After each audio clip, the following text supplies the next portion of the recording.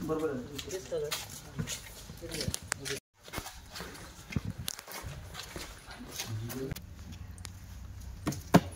कोणी आहे का नाही घरात?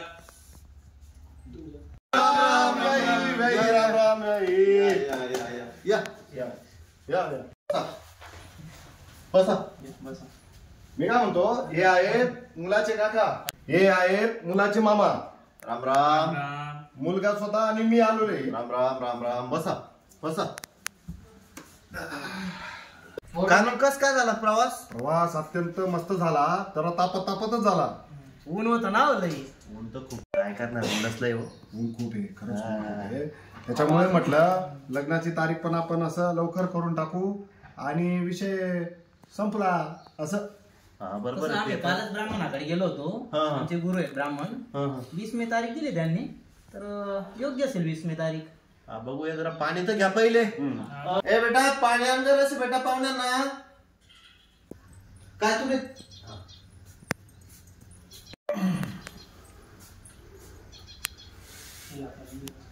घ्या, त्यांना द्या ना, घ्या ना. उन्हातून आले ना तुम्ही. नाही मागून. 20 तारीख ठरवली आल्या आल्या. ही आपल्यातली चर्चा झाली हो, पण प्रत्यक्ष मुलीचं मत काय जरा तिला विचारणं गरजेचं आहे. काय वाटतं विचारलं पाहिजे. बरोबर आहे. बरोबर. आता मुलगी आपल्या इथं आहे, तिला विचारून घ्या तुम्ही. बस बेटा बस. तारीख लग्नाची आपली क्लिअर झाली, पाहुणे पण आलेले, पण मग चर्चा आमची झाली. आता याच्यावर तुझं काय मत आहे? 20 तारखेला काय अडचण वगैरे नाही ना? 20 तारीख नको बाबा. 20 तारखेला आपण जे बस्त्यात दागिने घेतले होते मला, ते मी माझ्या मैत्रिणीला दिले. 20 ला तिचं लग्न झालं की ती परत करणार आहे आपल्याला. त्याशिवाय 20 तारखेला माझं अजून एक महत्वाचं काम आहे. आता अजून काय महत्वाचं काम तुझं?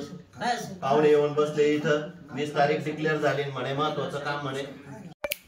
लग्नापेक्षा अजून तुझं असं महत्वाचं काय काम आहे? का होय, तुमच्या मुलीने लग्नाचे दागिने बेजबाबदारपणे असं कसं दिलं कोणाला? मला तोच प्रश्न पडला हो. काय ग, पाहुणे म्हणतात ते बरोबर आहे, तू दागिने कोणाला दिलेस? दागिने हरवणार नाहीत बाबा. दागिने सांभाळणं माझी जबाबदारी आहे. आणि तुम्ही म्हणत होतात ना सगळेजण 20 मेला कोणतं महत्वाचं काम आहे असं, तर 20 मेला आहे मतदान.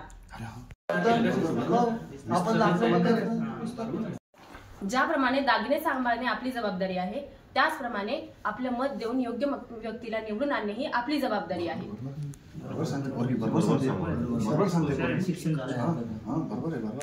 20 तारखेला मीही मतदान करेन आणि तुम्हीही मतदान करा. लग्नाची तारीख आपण त्यानंतर ठरवू. चला ठरलं तर मग. आधी मतदान लोकसभेचे आणि नंतर लग्न माझ्या मुलीचे. सर्व मतदार बंधूंना या ठिकाणी कळकळीचं आव्हान करतो, विनंती करतो, येणाऱ्या 20 मेला मतदान केंद्रावरती जाऊन आपल्या मतदानाचा अधिकार, हक्क बजावा. धन्यवाद. चालेल, मग त्या दिवशी आपण मतदान पहिले करू, नंतर आपण लग्नाचा विचार. काय हरकत नाही, पहिले मतदान नंतर लग्न. धन्यवाद.